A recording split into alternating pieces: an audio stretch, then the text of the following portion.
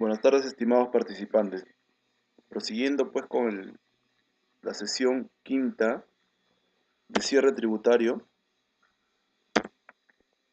vamos a ver la provisión y castigo de cobranza deudosa. Este gasto está señalado en el inciso I, artículo 37 de la Ley del Impuesto a la Renta.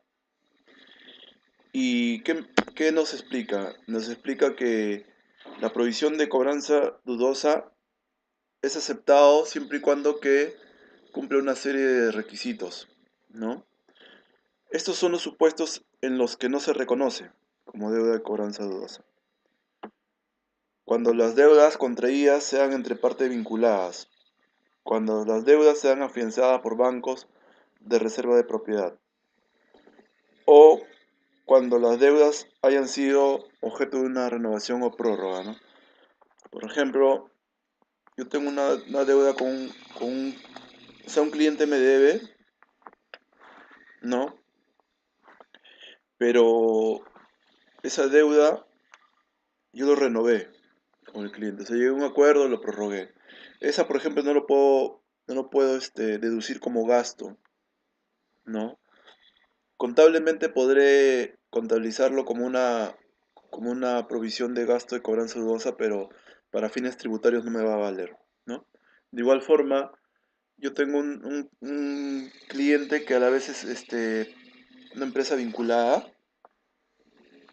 entonces está que nos debe 100.000 y yo el año 2 quiero hacer el uso del gasto por la provisión, ¿no? De esa cobranza dudosa. También la norma tributaria me indica que no, es un supuesto que no se podrá deducir, ¿no?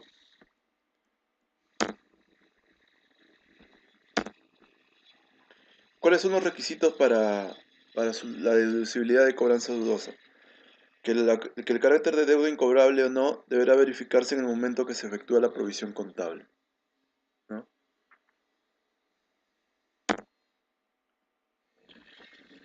Otro requisito es que la deuda se encuentre vencida y que se demuestre la existencia de dificultades financieras del deudor que hagan previsible el riesgo de incobrabilidad.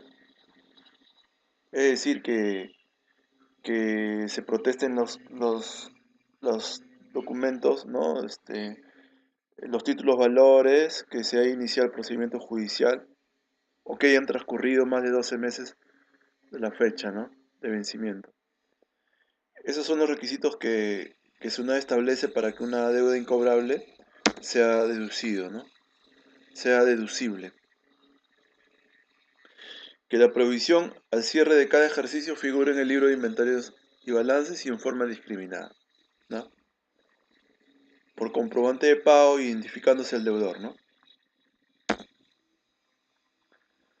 Acerca del castigo de las deudas de cobranza dudosa.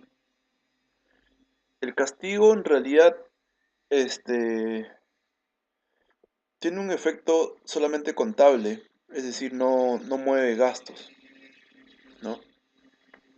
Pero de igual forma, SUNAT establece algunos requisitos, ¿no? Que la deuda se haya provisionado inicialmente, después que se haya ejercitado las acciones judiciales, hasta establecer la imposibilidad del cobro, ¿no? Excepcionalmente se podrán castigar aquellas deudas que no excedan de las 3 UITs por deudor, ¿no? Entonces, primer gasto que es aceptado completamente son la provisión de cobranza dudosa, pero deben cumplir con ciertos requisitos, ¿verdad? Las mermas y desmedros de existencias es el otro gasto que es aceptado totalmente, pero también hay que cumplir ciertos requisitos. El inciso F del artículo 37 de la Ley de Impuestos a la Renta señala que serán deducibles a fin de establecer la renta neta de tercera categoría las mermas y desmedros de existencias debidamente acreditados, ¿no? El artículo 21 define a las mermas como pérdida física en volumen, peso o cantidad de las existencias, ocasionada por causas propias a su naturaleza o al proceso productivo, ¿no? La norma señala cómo acreditar las mermas, ¿no? Las mermas tienen que acreditarse cuando el contribuyente, mediante un informe técnico emitido por un profesional independiente, indique, ¿no? Este informe tiene que ser por un personal competente y colegiado o por un organismo técnico competente. Ojo que debe ser un tercero, no debe ser alguien que trabaje en la compañía. Debe ser un especialista, un perito de la materia, pero que sea un tercero. Y deberá contener por lo menos la metodología empleada y las pruebas realizadas.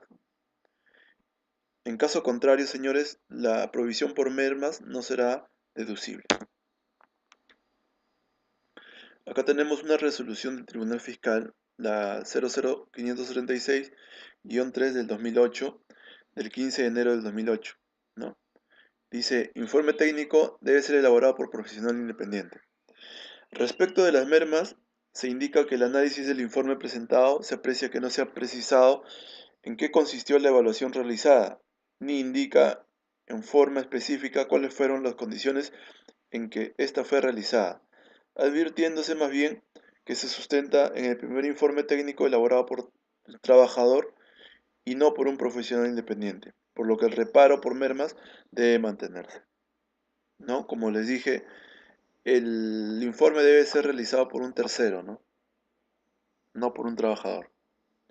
Y debe cumplir una metodología. Hay otra RTF similar. Procede el reparo de la merma por cuanto el informe de sustento presentado por la empresa no contiene la metodología ni pruebas realizadas. Tampoco se consigna el número de colegiatura del ingeniero tal como establece el artículo 21 del reglamento de la ley de impuestos de la renta, ¿no? Profesional colegiado. Otra RTF. El informe no contiene los requisitos mínimos. No es deducible la merma pérdida de energía no sustentada con el informe técnico emitido por el profesional independiente competente y colegiado, ¿no? Conteniendo por lo menos la metodología empleada y las pruebas realizadas, ¿no? Así también tenemos el informe que no contiene requisitos mínimos. El informe técnico determina, entre otros, el origen de la calificación como merma y si se encuentra dentro de los márgenes normales de la actividad realizada, lo que será evaluado por la administración para establecer si se encuentra acreditada para su deducción. El informe elaborado por el organismo regulador no contiene los requisitos señalados. De tal motivo será rechazado, ¿no?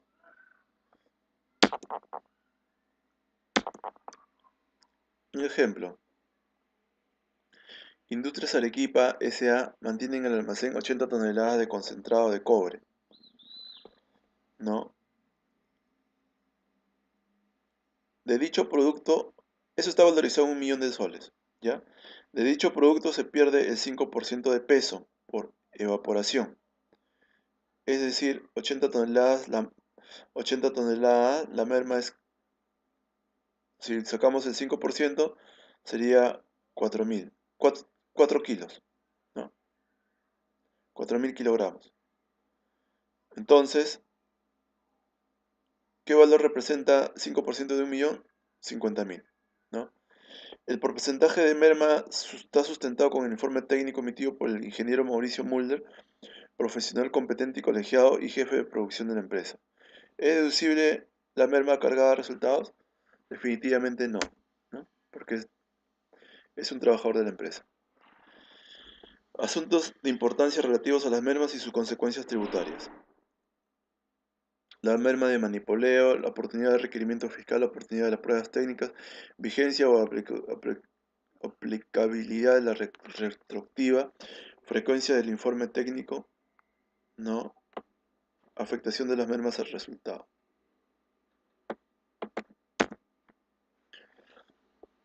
Desmedros. Hay que definir que la merma es la pérdida cuantitativa, ¿no?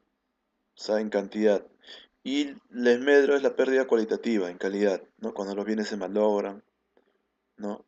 Se malogran, vencen, ¿no? Entonces, acreditación de los desmedros. Artículo 21, inciso C, tercer párrafo.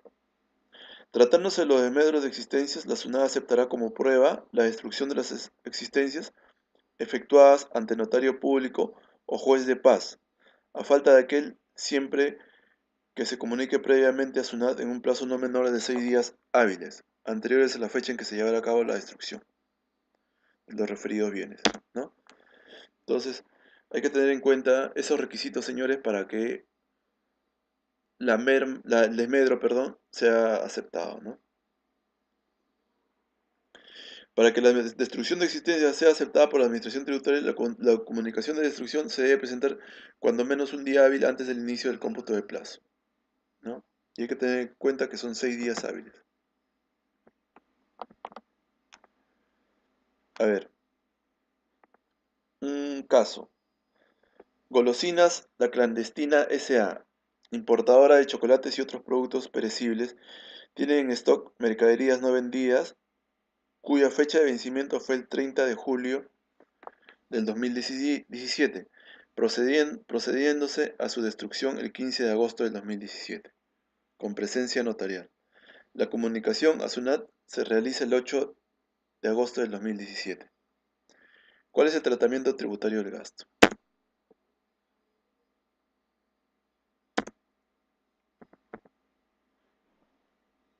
A ver, veamos. Se cumple con la presencia notarial, ya, o sea, como dice la norma, pero la comunicación a SUNAT se realiza el 8 de agosto del 2017, ¿no? 8 de agosto del 2017. La destrucción se realiza el 15 de agosto, ¿no? Veamos.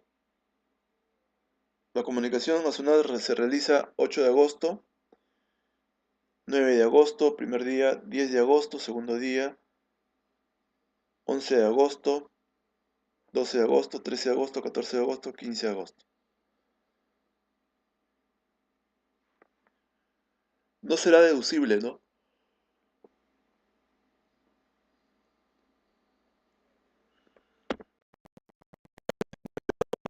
Calendario, ya para ser específicos.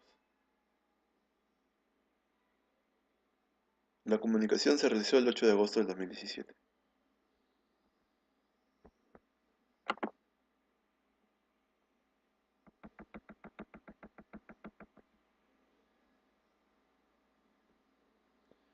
¿8 de agosto fue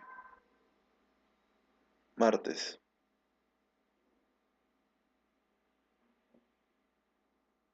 8 de agosto fue martes, ¿ya? Entonces, 1, 2, 3, 4, 5, 6.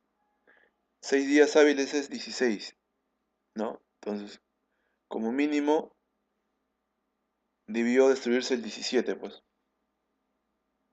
Entonces, no sería aceptado, ¿no? No sería aceptado.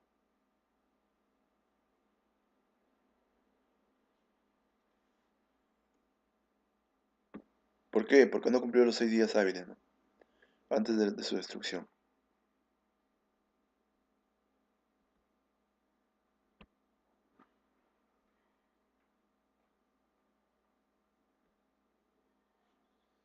Asuntos de importancia relativos a los desmedros de existencias. Deterioro cualitativo, ¿no? O sea, la pérdida es de carácter cualitativo, ¿no? Físico, operativo, comercial. Oportunidad de la destrucción. La destrucción prueba del deterioro total o requisito constitutivo del derecho de deducción del gasto. Diferencia temporal o periodificación, ¿no? Depreciación de activos.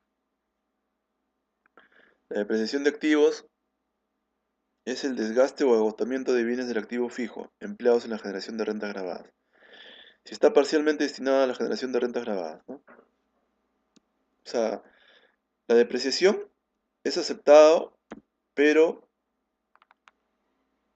con las tasas permitidas por SUNAT, ¿no? Establecidas por SUNAT. Ejemplo, en edificios y construcciones. Para obtener el valor depreciable deberemos restar del valor de adquisición el valor del terreno. O sea, no es procedente la depreciación de un activo fijo en construcción, ya que éste no está siendo utilizado en las operaciones propias de la empresa, y que las depreciaciones se computan desde el mes en que los bienes sean utilizados en la generación de rentas grabadas. Es decir, cuando tenemos obras en curso no podemos todavía depreciarlo, pues, porque todavía no han sido completamente terminadas y todavía no sirven, no son de uso, ¿no? Entonces procede el reparo de esa depreciación, ¿no?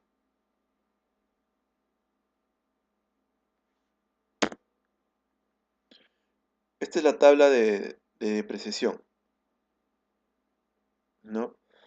Las tasas máximas están señaladas en esta tabla y como les digo, la norma tributaria siempre va a diferir de la norma contable, no van a ser iguales. En esos casos, dicha diferencia va a originar un activo diferido o un pasivo diferido, ¿no? Por ejemplo, yo el vehículo de transporte puedo depreciar máximo anualmente 20%, pero ¿qué pasa? Yo contablemente estimo la vida útil del activo y póngase el caso que le dé a un activo 10 años, entonces depreciaré en proporción de 10%, ¿no?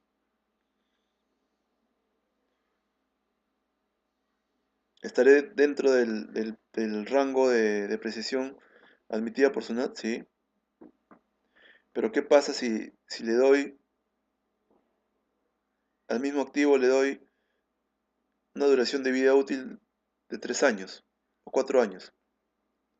Entonces, si le doy 4 años, tendré que depreciar 25%, ¿no? Contablemente tendré que depreciar 25%. Sin embargo, SUNAT solamente me acepta 20%, ¿no? Entonces, 5% será activo diferido, ¿no? O sea, será un gasto que no lo uso en el periodo, pero lo reconoceré después, más adelante.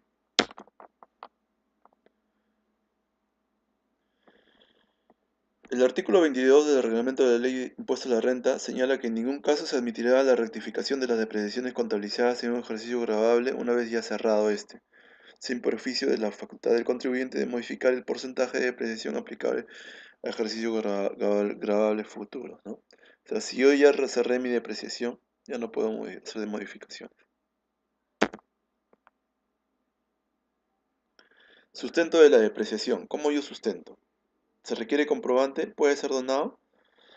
El informe 00088 del 2011 SUNAT indica: procede reconocer la depreciación de los bienes del activo fijo siempre y cuando los mismos sean usados en la actividad generadora de renta gravada, sin importar si dichos bienes ingresaron al patrimonio a título gratuito o título oneroso, ¿no? O sea, no se requiere que el activo haya sido vendido, ¿no? Puede puede haber sido cedido, ¿no? Puede haber sido donado, pero sí hay que sustentar la documentación fuente, ¿no? Comprobantes, contratos, ¿no? Aportes de capital. O sea, el activo puede ser adquirido de diferentes modalidades, ¿no?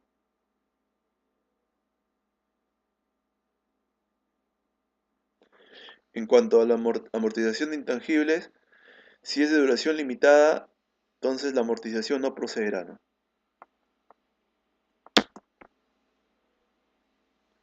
Veamos un ejemplo.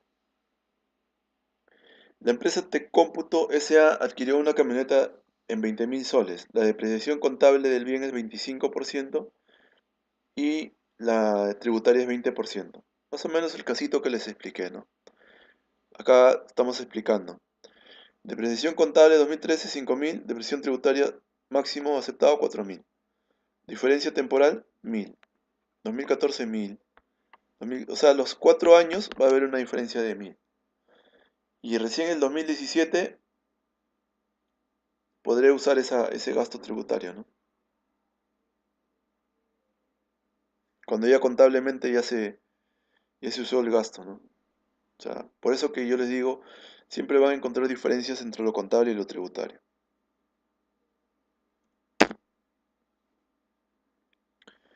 Provisiones del ejercicio.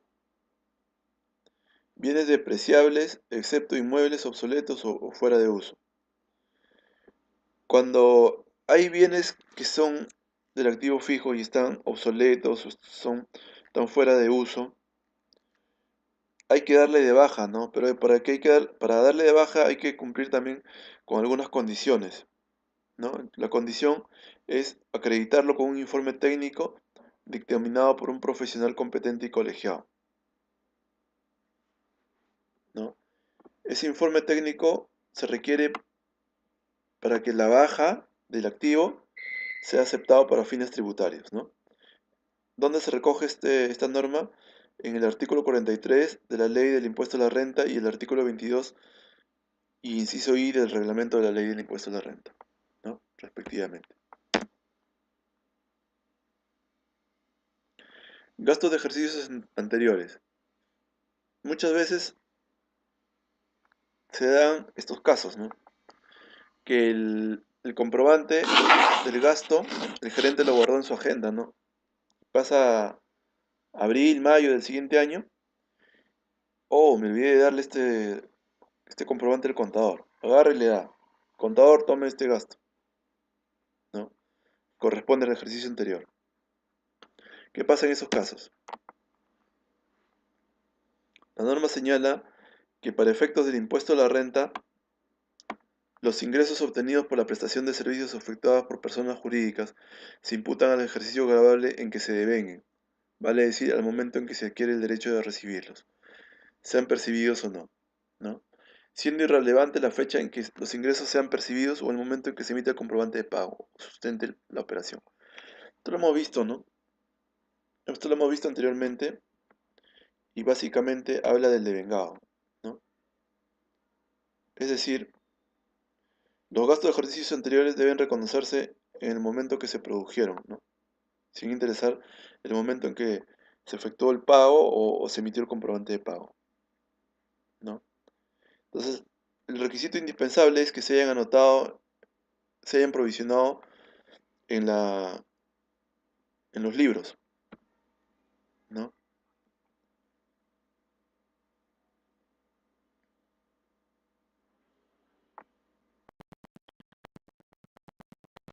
SUNAT emite el informe 44 del 2006, donde opina, en atención al principio del devengado, que el gasto se considera que corresponde al ejercicio en el que se prestó, mas no se pronunció si era deducible dicho gasto aun cuando se encontraba soportado en una factura emitida los primeros días del mes de enero del año siguiente. Cabe considerar que la obligatoriedad de la emisión de una factura no guarda relación con el devengamiento de un gasto, ¿no? Gastos de personal, recreativos, de seguros médicos y de vida. ¿No? Hay que cumplir ciertos requisitos cuando es un gasto de personal, ¿no? Que ya lo hemos visto anteriormente también en el tema, por ejemplo, de la bonificación extraordinaria. Tiene que cumplir principio de causalidad con el criterio de proporcionalidad, razonabilidad, criterio de generalidad y acreditación del documento del gasto, ¿no? Criterio de generalidad. Está sustentada en el inciso 1 y 2 del artículo 37 de la Ley de Impuestos a la Renta. Por su naturaleza, los aguinaldos, bonificaciones, gratificaciones y retribuciones que se acuerden al personal, incluyendo todos los pagos que por cualquier concepto se hagan a favor de los servidores en virtud del vínculo laboral y con motivo del cese, ¿no? Estas retribuciones podrán deducirse en el ejercicio comercial a que correspondan cuando hayan sido pagadas dentro del plazo establecido en el reglamento para la presentación de la acreción jurada correspondiente a dicho ejercicio. O sea, si se han pagado, si se han pagado hasta antes de la declaración jurada anual, pueden ser deducibles, ¿no? Gastos de personal. ¿Cuáles son los gastos de personal? Los de salud, recreativos, culturales, educativos, salud del cónyuge, salud de concubino, salud de hijos, ¿no? Estos gastos de personal están sujetos a un límite. ¿Cuál es el límite? El límite es 0.5 de los ingresos netos, con un tope de 40 UITs, ¿no? Hay que tener en cuenta eso. Un caso práctico. Durante el ejercicio 2017, la Fiestera S.A. ha incurrido en diversos gastos recreativos para sus trabajadores, los mismos que han totalizado 6.860 al cierre del ejercicio. Determinar los efectos tributarios en el impuesto a la renta y en el IGB.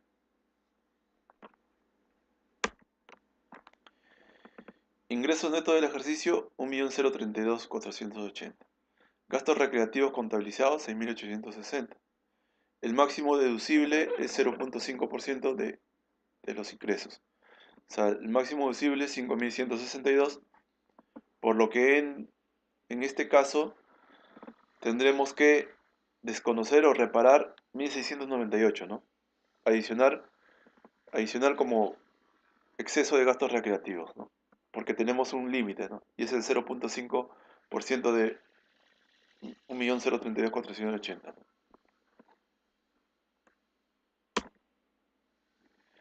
El criterio de generalidad condiciona que se deba otorgar el beneficio a todos los trabajadores de la empresa para que así pueda producir su deducibilidad.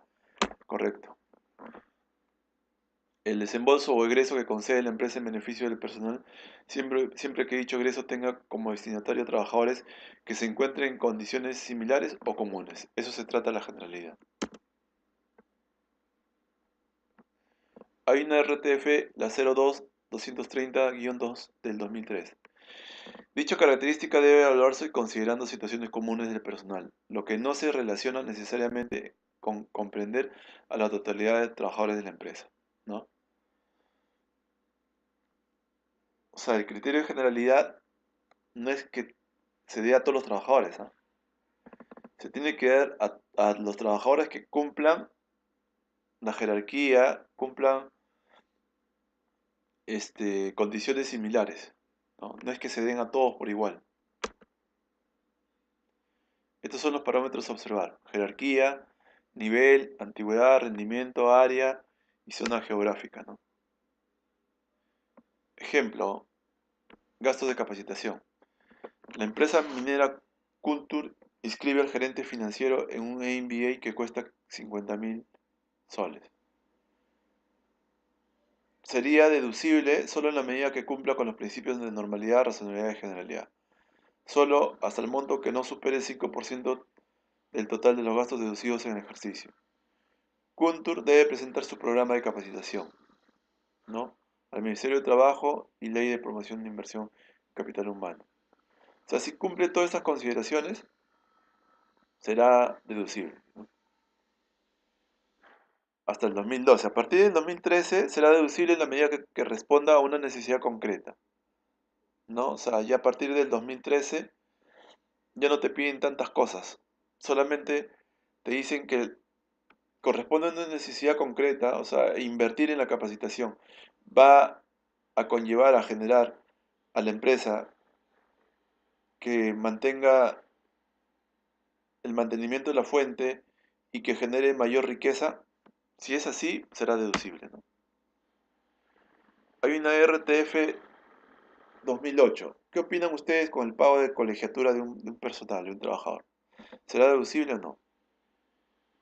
Dice, si bien la recurrente alega que la colegiatura resulta indispensable para la realización de sus operaciones, debe tenerse en cuenta que lo que resulta necesario es la contratación de un profesional colegiado, por lo que la colegiatura es una condición inherente al profesional, o sea, es propio del profesional. O sea, el profesional debe tener en cuenta que debe estar colegiado, ¿no?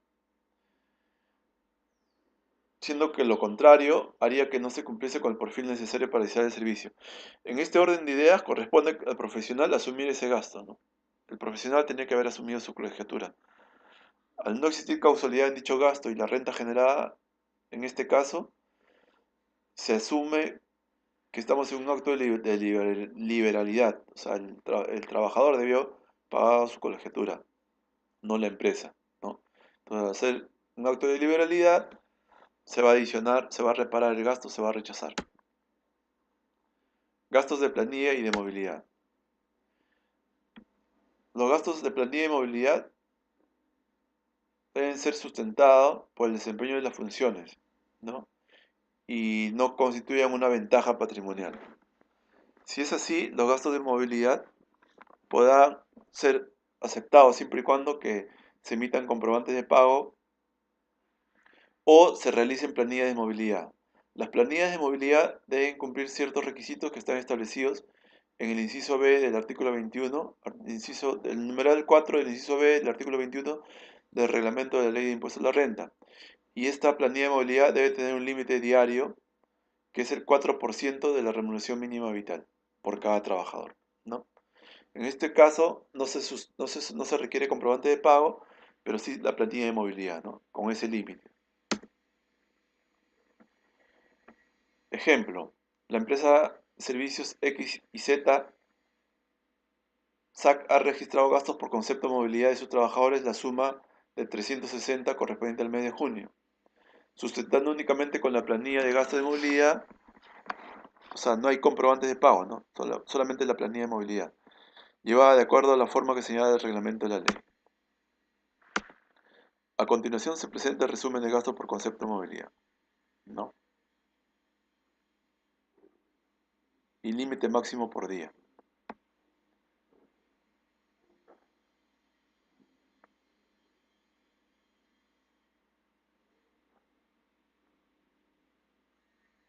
Entonces, si tienen claro cuál es el gasto deducible por día, por ende vamos a hallar cuál es ¿cómo se llama?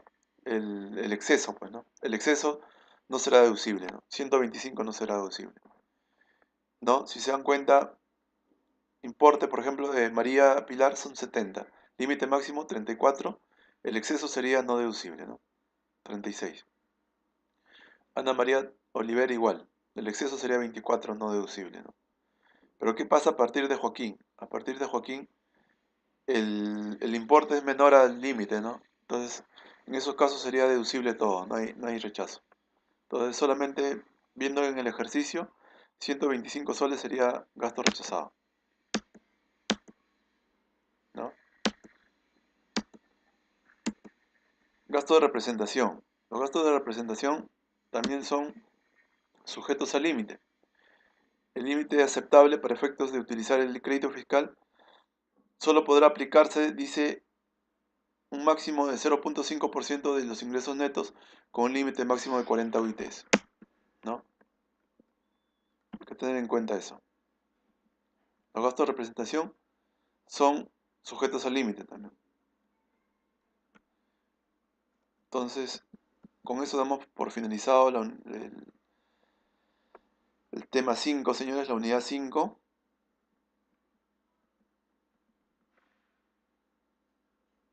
¿no? Que yo lo denominé cierre tributario, ¿no? Espero que haya sido de interés y que haya sido entendible, ¿no? Quise ser lo más